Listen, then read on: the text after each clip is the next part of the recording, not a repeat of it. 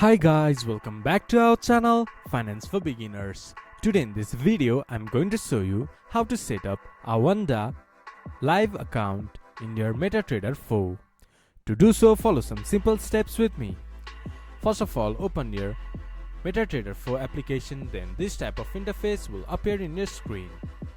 From here, go to Files from the top left corner. There you can see Open an Account option. Click on it. Then choose MetaTrader Codes Limited, then press Next. Click to connect with existing trade account. Here, enter your Oanda Live Trade account login credentials.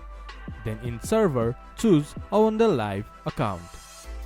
Then click to Finish. Then you will be logged into your Oanda Live account in your MetaTrader 4.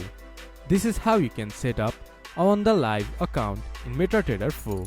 This much for today's video. If you guys find our video helpful, please leave a like and comment. And do not forget to subscribe our channel and hit the bell icon. I'll see you guys again in our next video. Thank you for watching.